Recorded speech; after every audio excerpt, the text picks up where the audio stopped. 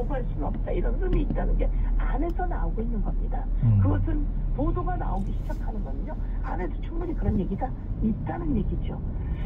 한동훈 대표에 대해서 그렇게 내치는 작업들을 해나가고 대표 뽑는 과정에서도 문자 일식 논란으로 대표되는 것을 방해하는 그런 의혹이 있지 않았습니까? 그런 상황 속에서 명태균 게이트는 계속 터지고 있지 않습니까? 이와 관련해서 어제 한동훈 대표가 사과도 하지 않았습니까? 자신이 총선할 때는 그런 일이 없었다라고 하면서요. 그래서 저는 이것은 더 이상 김건희 여사에 대한 특검은 아마 국민의힘이 더 이상 대통령 뜻대로 하기는 어려울 거다 이렇게 생각하고 특검을 받는 것이 맞습니다. 특검을 왜 거부하겠습니까? 죄가 있다고 생각하니까 거부할 거 아니겠습니까? 특검을 해서 대통령까지 올라간 사람이 윤석열 대통령 아닙니까? 그럼 이 시점에서 제가 보면은 특검을 받는 것이 맞다고 생각합니다. 그런데 그런 특검도 받지 못하고 부인이 내 문자를 보고 내 핸드폰을 보고 문자를 하고 이런 이야기를 해가면서 제대로 된 대국민 사과도 하지 않았다고 오히려 국민의 민심이 떠났다는 이렇게 생각을 하고 있어서 국민의힘에서도 아마 많은 흔들림이 있을 거로 생각하고 그런 보도가 나오고 있는 것입니다. 네. 네. 지금 의원님 네. 더불어민주당의 명태균 게이트 진상조사 단장 맡고 계신데요. 네. 어제도 굉장히 많은 폭로들이 있었다 이런 설명하셨잖아요. 네. 이거 근데 일각에서는 이걸 자꾸 하나씩 잘라서 이른바 살라미 전술처럼 하는데 네. 왜 그러냐 이런 좀 의문도 갖고 있습니다. 앞으로도 그렇게 하실 건가요? 엄청난 일들이 있지 않았습니까? 그런데 그런 증거가 서로 대화를 주고받은 녹취에서 나오거나 아니면 명태균 씨가 자신이 그 통화를 통해서 녹취를 통해서 나옵니다. 네. 이 모든 것은 제가 보기엔 모든 것은 아니겠지만 필요로 한 것은 검찰에 제출된 것으로 알고 있습니다. 그리고 명태균 씨가 파쇄하려고 폐기하려고 했던 컴퓨터에서 이런 증거들이 계속 나오고 있는 겁니다. 살라미 전술 이런 것은 아닙니다. 네. 이것은 증거가 강예경 씨나 아니면 명태균 씨와 관계된 사람들 아니면 여당에 관계된 사람들 대통령과 관계된 사람들 어제 같은 경우 오세훈 후보의 후원자라고 했던 사람의 입을 통해서 나온 것은 아닙니까? 이런 것들은 계속해서 증거가 대통령실에서 명태균 씨를 사기꾼처럼 폄하하지 않았습니까? 그리고 대통령하고 대화를 제대로 나눈 게 없다고 했는데 그렇다면 내가 공개할게 이러고 그런 알겠습니다. 내용들이 나오기 시작한 거 아닙니까?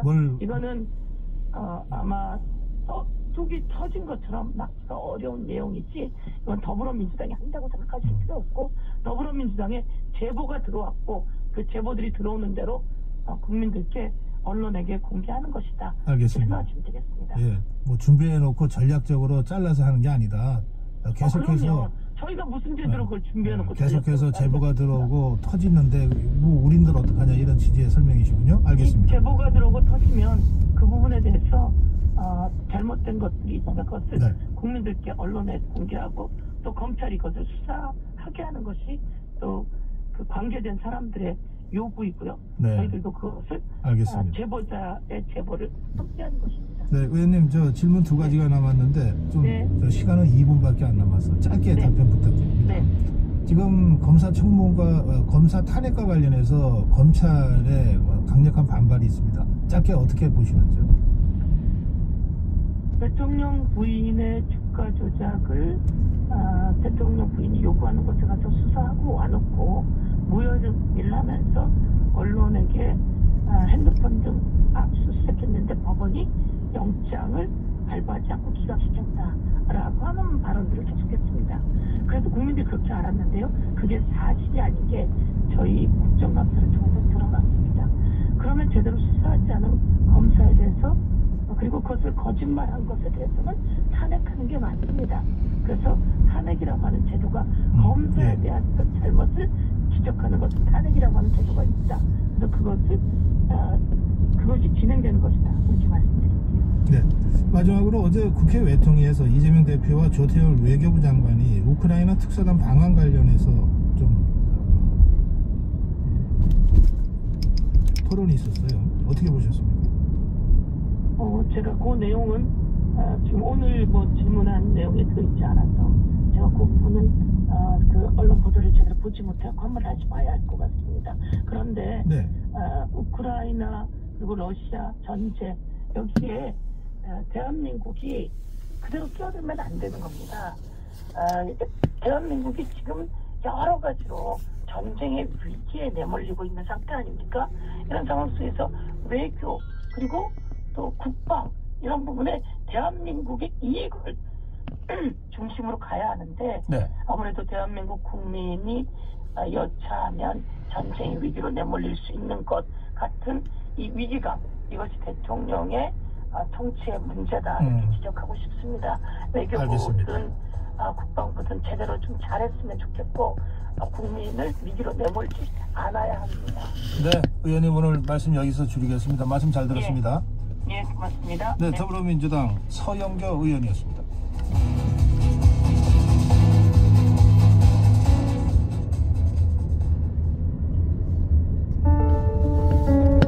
KBS 라디오 기후위기 대응 캠페인 지구를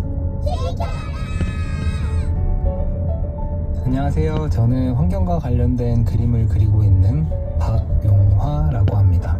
필리핀 보홀에 가게 되었었는데 스쿠버 다이빙 즐기고 있는데 제 머리 위로 까만색 뭔가가 이렇게 지나가더라고요. 확인해보니 라면 봉지였어요. 우리나라에서 만든 정말 빨간색이 대비되는 라면 봉지가 파란색의 바다에 있는 걸 보면서 너무 안타까운 마음이 들어서 이걸 마냥 즐길 게 아니구나, 내가 나로서 이 환경에 있어서 기여할 수 있는 부분은 무엇이 있을까라는 생각을 하게 됐던 것 같아요. 바다 속에 들어가면은 유난히 한 군데에만 쓰레기가 많이 모이게 되는 것 같아요. 정말 안타까운 거는 이 유령 어부가 자리를 잡으면서 정말 불필요하게 많은 생명들이 이유 없이 죽어나간다는 거예요. 지속 가능한 일상을 생각했으면 좋겠다라는 이야기를 해요. 제가 말하는 지속 가능한 일상이란 항상 이렇게 따뜻한 햇살과 따뜻한 바람 이런 것들을 느끼면서 정말 오늘만 같았으면 좋겠다라고 하는 날씨들이 있잖아요.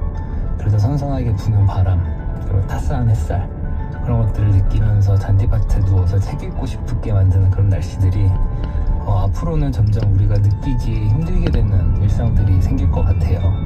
그래서 저는 우리가 갖고 싶은 그런 일상들을 매일매일 지속 가능하게 우리가 행동해야 되지 않을까라는 생각으로 그림을 그리고 이야기를 해오고 있습니다.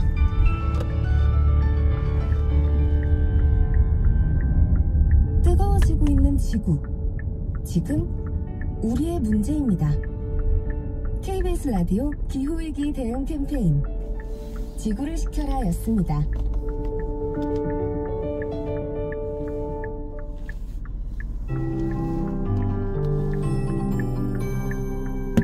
KBS 58분 날씨. 오늘 아침 중부 내륙을 중심으로 영하의 추위가